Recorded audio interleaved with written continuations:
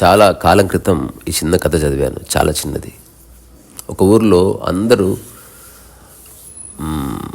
దేవుణ్ణి ఆరాధించే వాళ్ళు ఉంటారు. ఒక్క వ్యక్తి మాత్రం ఆరాధించడు, విమర్శించడు, తన పనిలో తాను ఉంటాడు.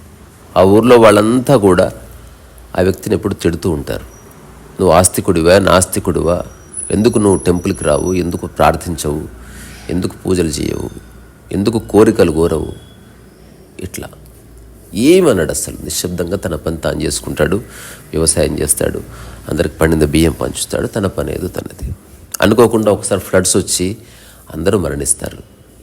ఆ మరణించిన సమయంలో చెప్తారనమాట, అందరం మరణిస్తున్నాం నీతో సహా, నువ్వు దేవుణ్ణి ప్రార్థించి ఉండింటే అక్కడ నీకు మంచి లైఫ్ ఉండేది. ఏమి మాట్లాడు. పైకి వెళ్ళిన తర్వాత నిజంగానే అందరూ ఉంటారు. ఇప్పుడు ఒక గొప్ప కాంతితో ఒక అతను వస్తాడు. అది ఆడా మొగ తెలీదు, అదే దేవుడు. అప్పుడు అందరూ నమస్కారాలు పెడతారు.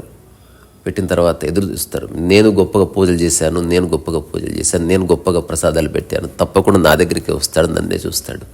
కానీ అప్పుడు ఆ కాంతి వెతుకుతూ వెతుకుతూ ఒక్కొక్కరిని చూస్తూ అందరినీ పక్కకి జరుపుకొని ఎక్కడో దూరంగా కూర్చొని ఉన్నాయి. అక్కడ కూడా మూలకి ఏదో చెత్త ఉంటే క్లీన్ చేస్తూ ఉంటాడు ఒక అతను.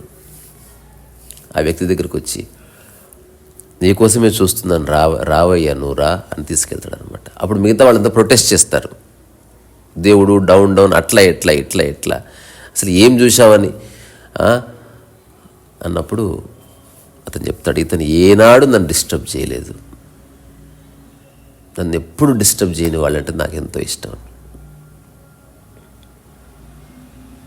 సో ఈ కథ చదివిన తర్వాత చాలా కాలానికి రామకోటి రాస్తున్న ఒక మిత్రురాలు నాకు కలిసింది.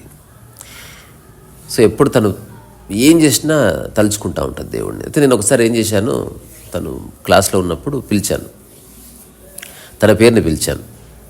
ఎగ్జాంపుల్ రాధ, చెప్పండి, ఏళ్ళ ఊరికి పిలిచాను. అట్లా ఒక 20-30 టైమ్స్ పిలిచిన తర్వాత, ఎందుకట్లా పిలుస్తున్నావు, బుద్ధి లేదా అని అన్నది.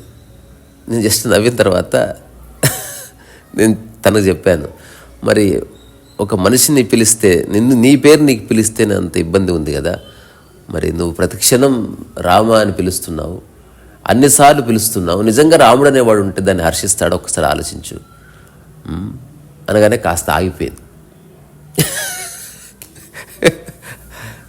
సో అంటే ఎన్నో చదివిన యూట్యూబ్ అనేది ఒకటి ఉంది కాబట్టి నాకు గుర్తొచ్చిన డాక్యుమెంట్ చేస్తున్నా అంతే. రీసా రసో వైసా శుభోదయం.